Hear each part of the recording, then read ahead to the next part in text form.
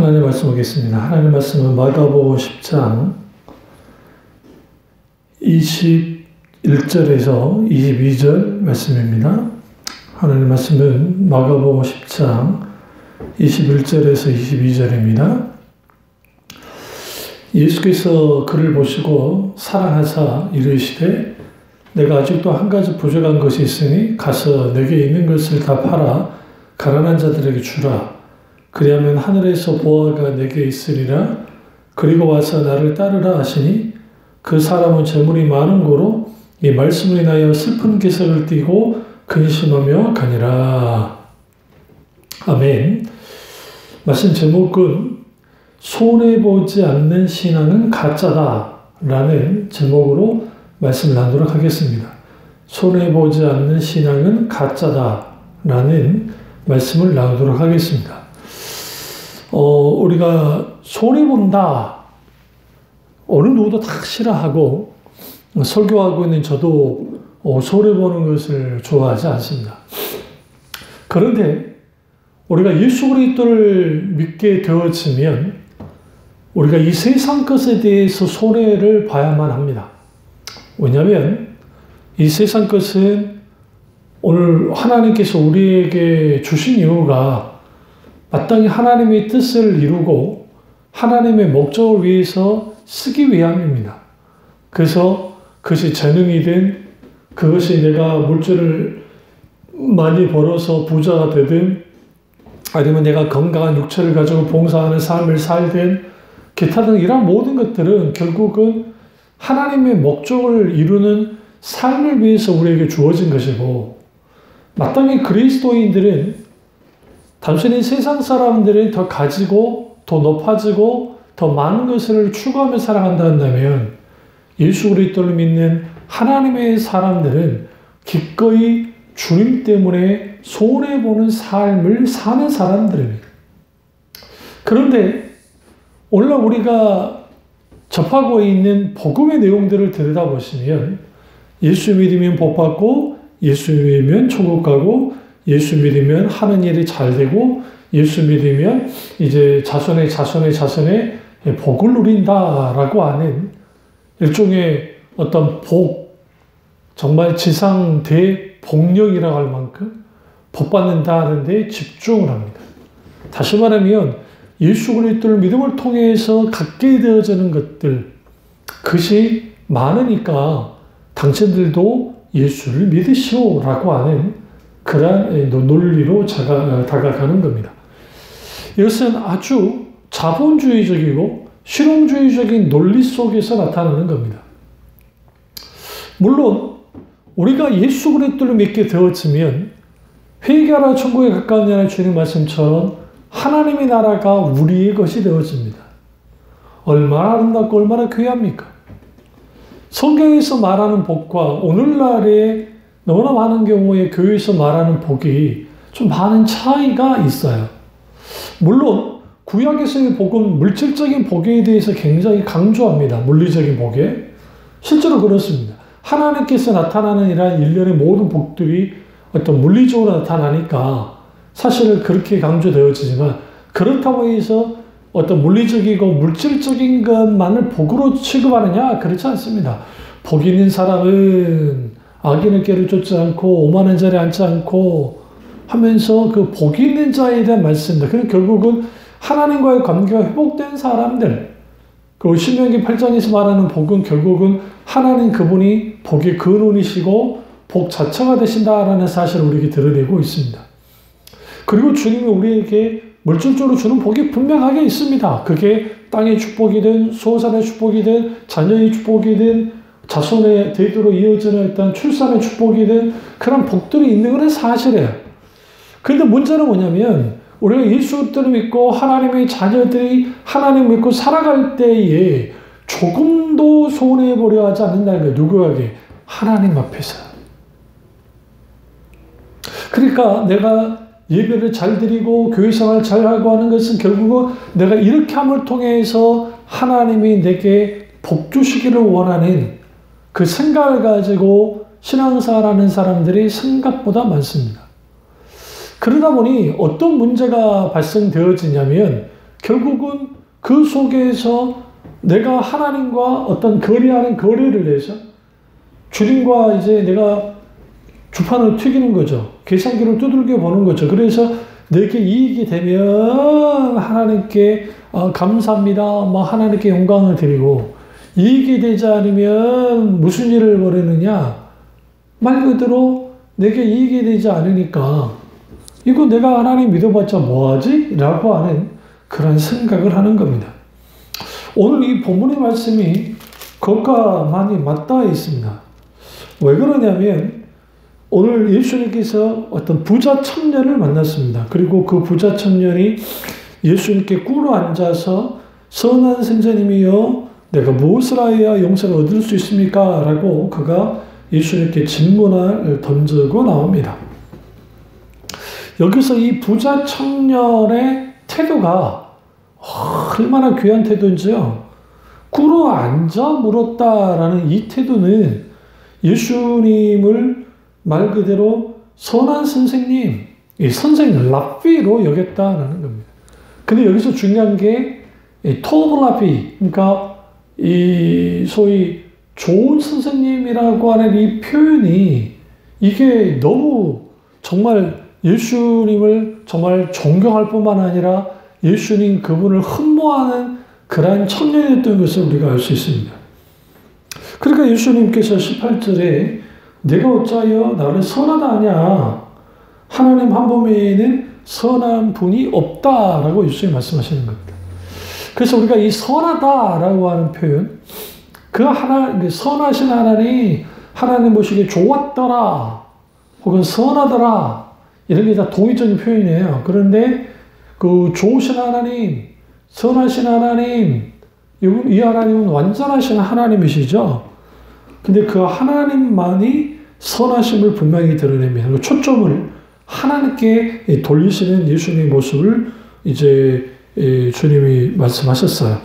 그가 얼마나 계명을 잘 지키는지를 말씀하시면서 살인하지 말라부터 시작해서 마지막 이제 그러니까 내 부모를 공경하라 5번째 계명부터 5계명부터 10계명까지를 이제 주는 묻죠. 그러니까 이것은 어려서부터 다 지켰습니다. 그가 그렇게 반응한 거예요. 그러니까 21절에 보면 예수님께서 그를 보시고 사랑하셨다. 그가 얼마나 좋은 사람인지, 얼마나 하나님의 나라에 대한, 특별히 영생에 대한 소망을 갖고 있는 사람이라 할 수 있고 아주 겸손한 태도를 갖고 있던 사람이었습니다. 그런데 예수님이 오히려 여기에서 네가 아직 한 가지 부족한 것이 있는데 가서 내게 있는 것을 다 팔아서 가난한 자에게 주라라고 말씀하시는 거예요. 그러면 하늘에서 보화가 내게 있으리라. 그리고 와서 나를 따르라 하셨습니다. 그러나 그 사람이 재물이 많아서 이 말씀으로 인해서 슬픈 기색을 띠고 근심하여 가게 됩니다. 이게 아주 우리에게 시사한 바가 큽니다. 왜 그러냐면 우리가 예수 그리스도를 믿기는 하는데 내가 손해본 적이 있는가? 그러니까 주님 때문에 손해본 적이 없다고 한다면 그 사람이 진짜 하나님을 믿고 있는 사람인지에 대하여 우리는 한번 생각해 봐야 돼요. 왜 그러냐면 내가 정말 예수를 믿었다. 그리고 예수님을 믿었으니까 당연히 내가 뭐 해야 돼요? 예수님을 믿었으니까 이제 내가 그분에게 헌신하고 봉사하고 이런 것들을 해야 된다는 것은 분명히 알아요. 문제는 뭐냐면 그 헌신이, 그 봉사가 거기에 하나 이유가 딸려 나왔는데 그게 뭐냐면 내가 이렇게 함으로 하나님께서 내게 뭐 주신다는 것을, 복 주신다는 것을 기본으로 하는, 소위 말하는 하나님께 내가 이렇게 충성 봉사하면 하나님이 이걸 보시고 감동하셔서 하나님께서 내게 복을 주신다고 하는 그런 기복주의적인 혹은 하나님과의 어떤 계산적인 신앙을 갖고 있는 사람들이 오늘날 생각보다 많다라는 겁니다. 그게 예레미야, 그 다음에 이사야 시대 이스라엘 백성들, 호세아 시대 이스라엘 백성들이 그랬어요. 이걸 한마디로 뭐라 하냐면 기복신앙이라 그럽니다. 기복신앙의 핵심은 뭐냐면 내가 신에게 정성을 다하고 노력을 다하고 그 다음에 충성과 봉사를 다 해서 어떻게든 신을 기쁘게 해서 신으로부터 뭔가 얻어내는 거예요. 그게 기복신앙입니다. 이게 이제 기본적으로 갖고 있는 이게 종교심이고 그 다음에 또 하나는 인간의 본성이기도 해요. 그러니까 인간이 갖고자 하는 욕망을 신을 통해서 갖고자 하는 것들이죠. 여기서 우리가 무엇을 할 수가 있냐면 이제 이런 관계를 갖게 되어지면 여기서 어떤 큰 문제가 생겨요. 어떤 문제가 생기냐면 마치 하나님을 조건을 붙인 그 조건적 신앙에는 내 조건이 충족되어지면 하나님은 선하신 분이고 좋으신 하나님이세요. 근데 문제는 뭐냐면 내가 원하는 조건이 채워지지 않을 때 그러면 하나님은 내게 좋으신 분이 안 되는 거예요. 그럼 어떤 분이 되는 거냐? 말 그대로 나를 사기치고 내 뒤통수를 치고 내게는 쓸모없는 하나님이 되어버리는 거예요. 여기서 우리는 어떤 도전을 받냐면 하나님 때문에 손해보는 사람과 손해보지 않는 사람들이 결국은 마지막 갈림길에 딱 서게 되는데 그것은 뭐냐면 하나님이냐 아니면 내 물질이냐 아니면 나냐라는 거예요. 그러니까 내가 하나님 편에 설 건가 세상 편에 설 것인가 하나님 편에 설 것인가 물질 편에 설 것인가 라는 거예요. 이걸 또 한 걸음 더 나아가면 나를 위한 하나님인가 하나님을 위한 나인가가 여기에서 이제 갈려지게 되는 거예요.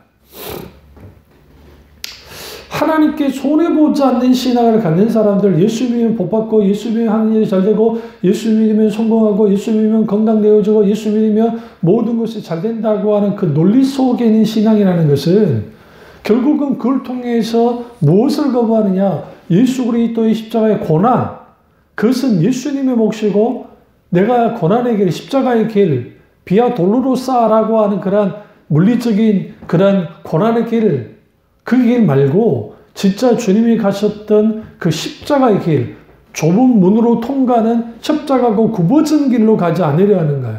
오히려 넓은 문으로 가서 거기에 편안하고 뭔가 떵떵거리는 그러한 것을 원하는 것이죠.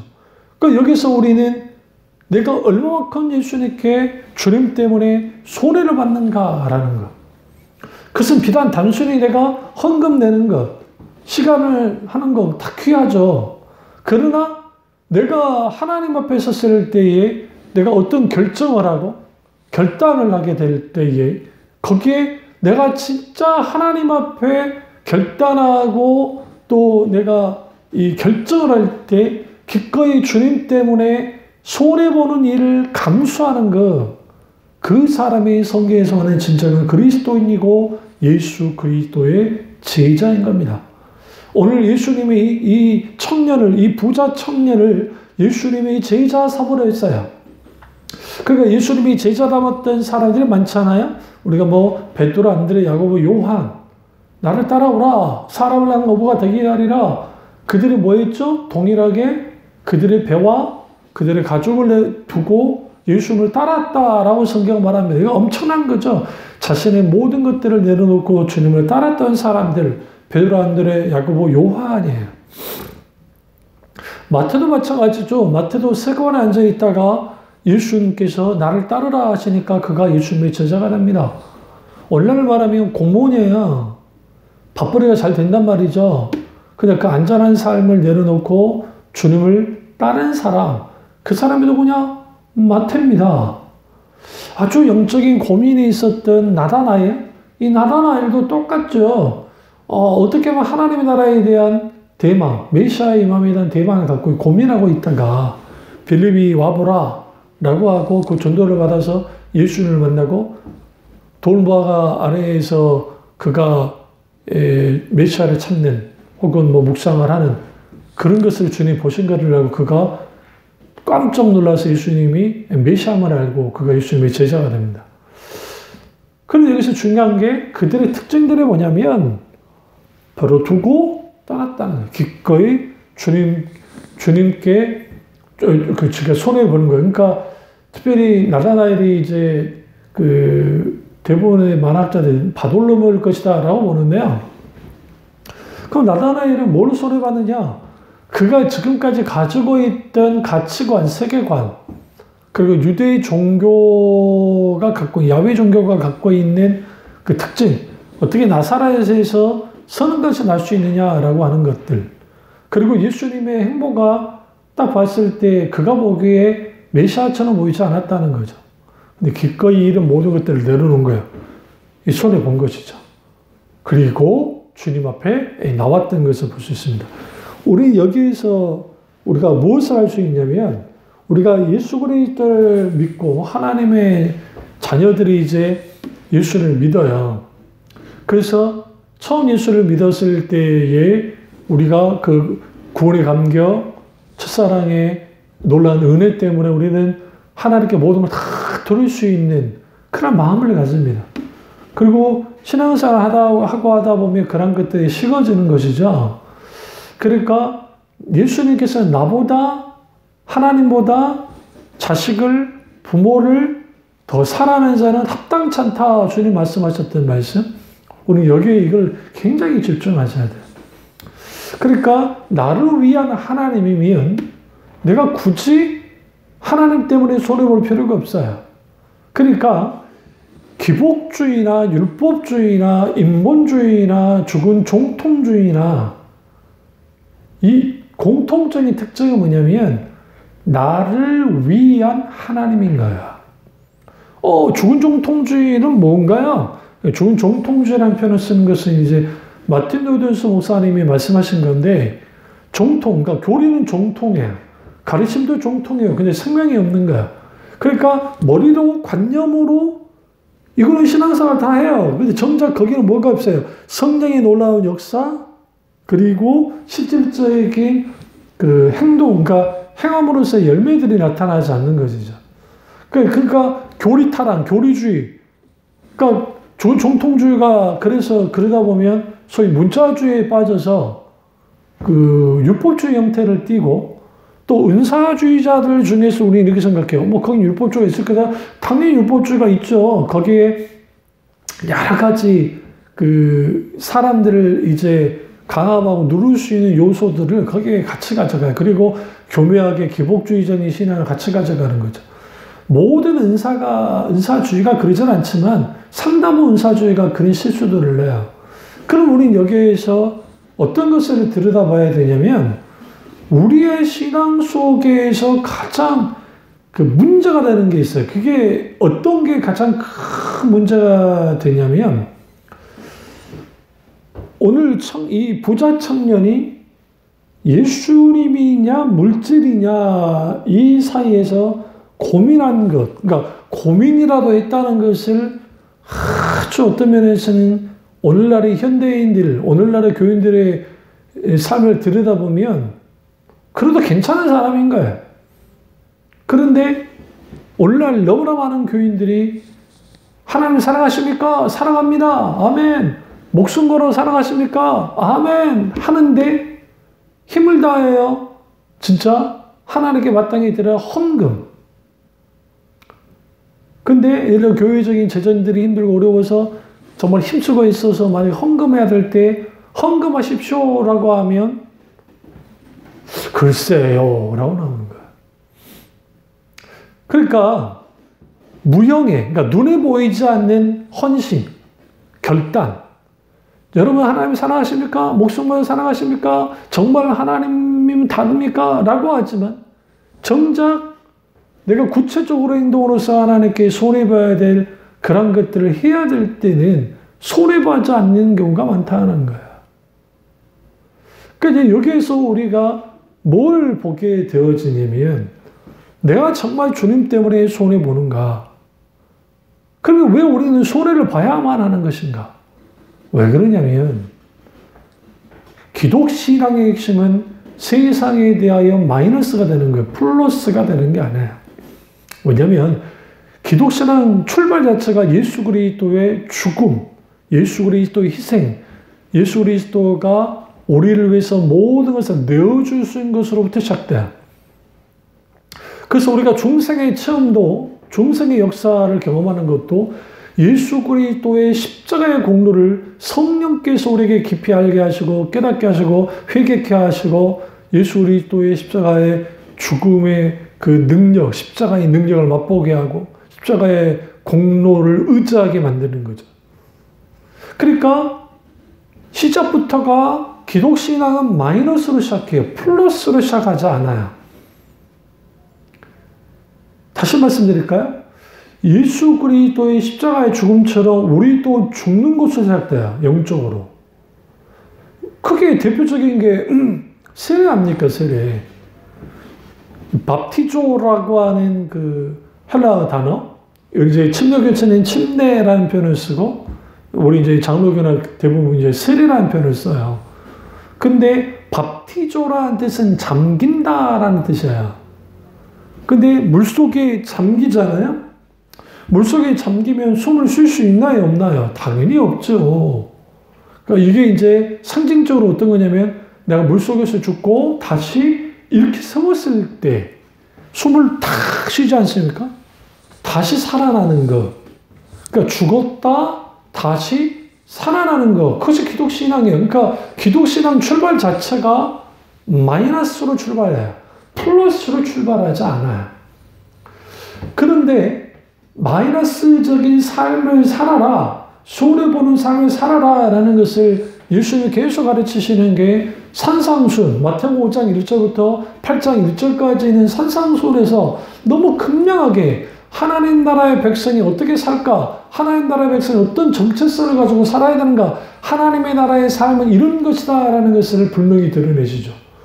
그래서 오른편 뺨을 떼면 왼편 뺨을 대고, 오리를 가져하면 십리까지 가고, 속옷을 달라면 겉옷까지 내어주라고 하는 주님의 이 말씀, 심지어 원수를 사랑하라고 말씀하시는 거예요. 율법종교에서 원수를 미워해야 되네. 이게 손해보는 것들.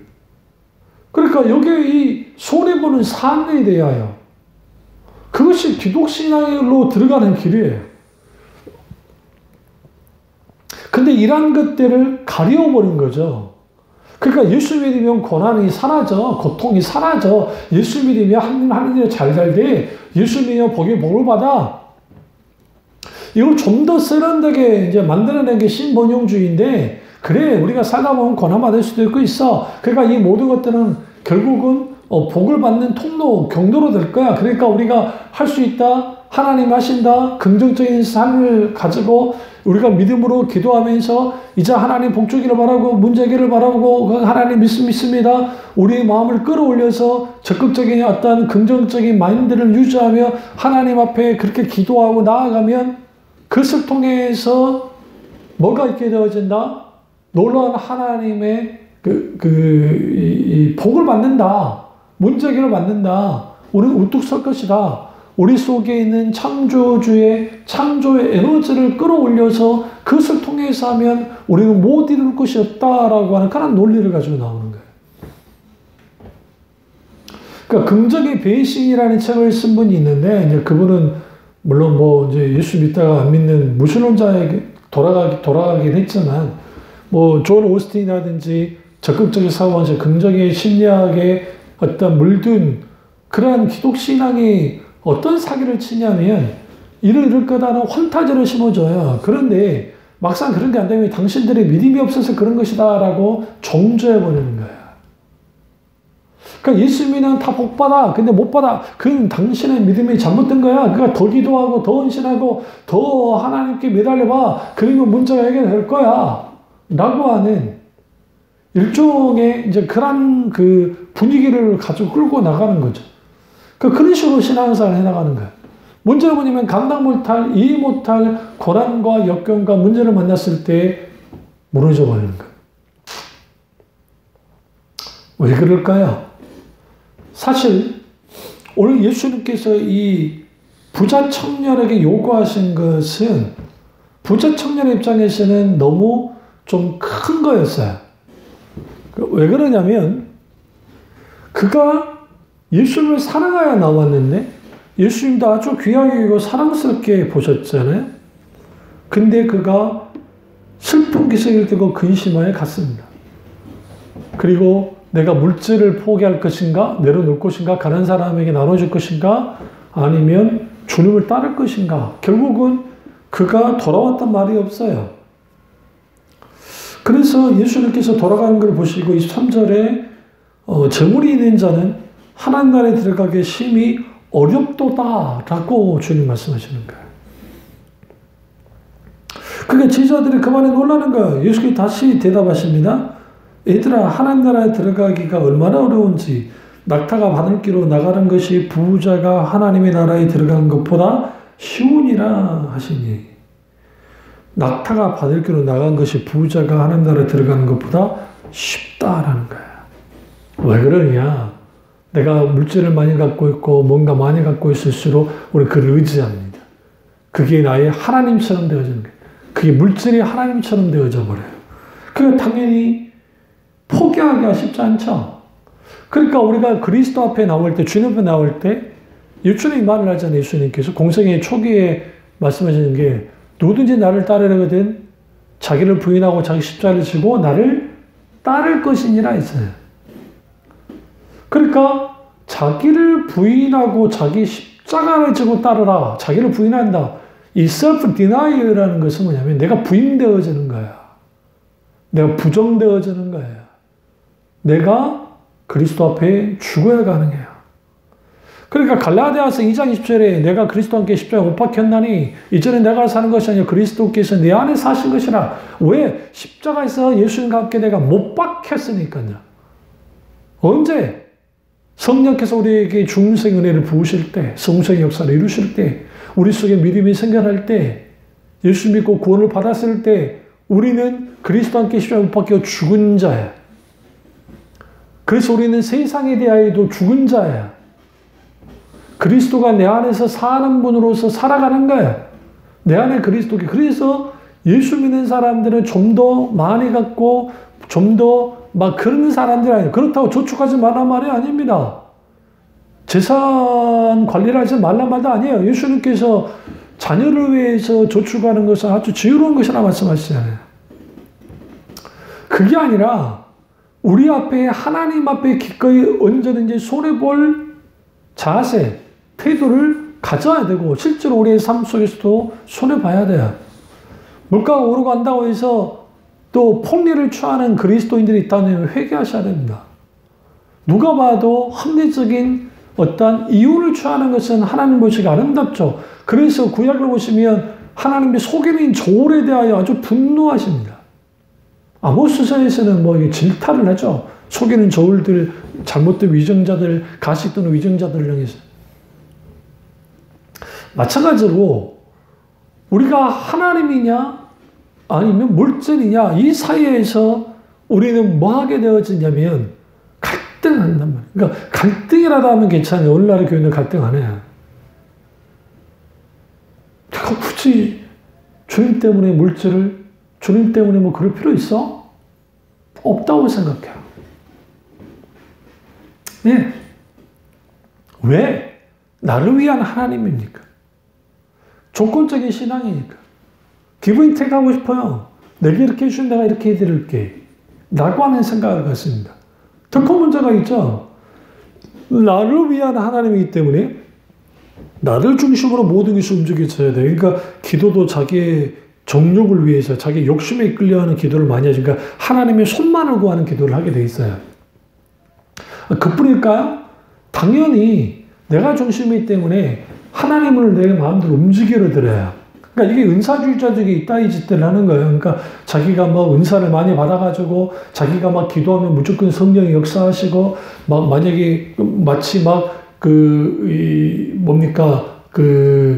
은사를 호주머니에서 빼서 막 마음대로 사용할 수 있는 것처럼 막 여기는 거죠. 그게 뭐냐면 이 사람들이 자기의 뭐 기도의 양, 뭐 대단한 어떤 열정, 그걸 통해서 이걸 은사를 소유적인 개념으로, 은사를 나타남의 개념으로 보지 않고 소유적 개념으로 인식하고 받아들이니까 이걸 내가 마음대로 쓸 수 있다고 생각해요.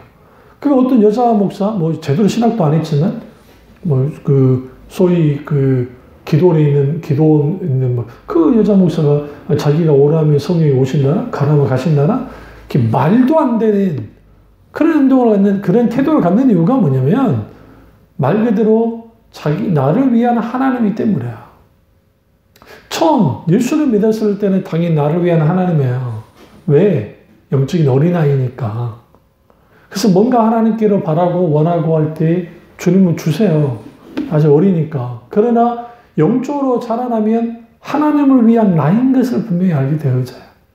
기꺼이 하나님 나라의 복음의 삶을 살고요. 사명과 소명을 가지고 이 땅을 살아가요. 그리고 주님 때문에 기꺼이 손해보자. 아브라함이 이삭을 내어드렸듯이 사도 바울이 자기의 전 인생을 하나님께 걸었듯이 그것이 비단 주의 종들만이 아니라 우리의 삶 속에서도 그러한 일들이 있어야 된다는 거예요. 그게 우리 가운데 있으려면 우리는 반드시 명심해야 될 게 있습니다. 그것은 뭐냐면 하나님과 우리 사이의 관계 속에서 마땅히 우리가 가져야 될 게 있어요. 그것은 뭐냐면 하나님이냐 혹은 세상이냐 하나님이냐 물질이냐 거기에서 오늘 부자 청년처럼 이렇게 갈등하고 슬프게 살고 갈 게 아니라는 거예요. 그러니까 제자들이 부자가 하나님 나라에 들어갈 수 없다. 낙타가 바늘기로 나가는 것이 부자가 하나님 나라에 들어간 것보다 쉽다. 이제 이게 아주 은유적인 표현을 쓴 건데요. 여기 낙타가 바늘기로 할 때 성경학자들의 의견은 분분해요. 진짜 바늘귀하는 낙타가 들어갈 수 있냐? 근데 이제 예루살렘 성경에 보면 낙타문이라는 것이 있어요. 그래서 점들을 가지고 하는데 아주 작아서 낙타로 막 들어가기 쉽지 않는 문이 있습니다. 그렇게 주님이 비유하신 거다라고 이제 말씀하기도 해요. 그러니까 이제 그럼 누가 구원받을 수 있습니까? 라고 이제 막 묻는 거죠. 서로 놀라서. 그러니까 사람으로는 할 수 없으되 하나님으로는 그렇지 아니하니 하나님으로서는 다 하실 수 있느니라. 그게 베드로가 뭐라 합니까? 보십시오. 우리가 모든 것을 버리고 주님을 따랐습니다. 그게 예수님이 나와 복을 위하여 집이나 형제나 자매나 어머니나 아버지나 자식이나 전토를 벌인 자는 현세에서 집과 형제와 자매와 어머니와 자식과 전토를 100배나 받되 박해를 겸하여 받고 내세의 용서를 받지 못할 자가 없느니라. 여기서 눈에 보여지는 그런 복뿐만 아니라 박해까지도 겸하여 받는다는 거예요. 그러나 먼저 된 자로서 나중되고 나중진 자로서 먼저 될 자가 많으니라. 잘했다는 거죠. 너희가 버린 거, 버리고 나를 따른 거. 근데 그 박해를 겸하여 받고에 집중하셔야 돼요. 우리가 주님께로 받는 게 없다는 게 아닙니다. 하나님께서 우리에게 실질적인 물질적인 복도 주셔요. 그러니까 그걸 부인하자는 게 아니에요. 근데 그런 감만이 있다. 그게 조건으로 붙인 신앙이 되면 안 된다는 거예요. 결국은 주님이 세상 어떤 거 내게 소중하고 귀하기 때문에 내가 주님 편에 서는 거예요. 주님을 선택하는 거죠. 주님 그분을 원하는 것. 하나님이 그걸 너무 원해요. 그러니까 다윗이 내가 한 가지 내가 원하는 게 있다. One thing. 유일하게 원하는 게 있다. 그건 내가 주님의 전에서 주님의 아름다움을 보는 것이다. 하는 거잖아요. 우리가 정말 주님 그분을 아름다움을 보고 그분만을 원하는 것. 내게 이 세상 어떤 것도 하나님보다 가치 있는 게 없기 때문에 기꺼이 주님께 주님 위해서라면 손해보는 것, 손해보는 삶을 사는 것. 그건 그리스도인의 삶이에요. 그런 사람들의 하나님의 열매가 있고 그런 사람에게 하나님 나라의 소망이 있고 그런 사람들에게 하나님의 놀라운 임재와 하나님의 생명이 가득한 하나님의 복이 그들과 함께 있어요. 이 놀라운 은혜가 저와 여러분께로 주님으로 축원합니다. 기도하겠습니다. 사랑의 주 역사주 은혜의 주 우리와 함께 하시고 오늘 선포된 말씀이 나의 말씀이 우리 말씀 되어지기 원하고 내가 얼마나 주님 앞에 손해보는 자인지를 들여다보게 하시고 정말 기꺼이 주님께 손해볼 수 있는 그런 그리스도인들, 하나님의 자녀 될 수 있도록 은혜 베풀어 주시옵소서. 주님은 홀론가 받기 원하고 예수님의 이름으로 기도드립니다. 아멘.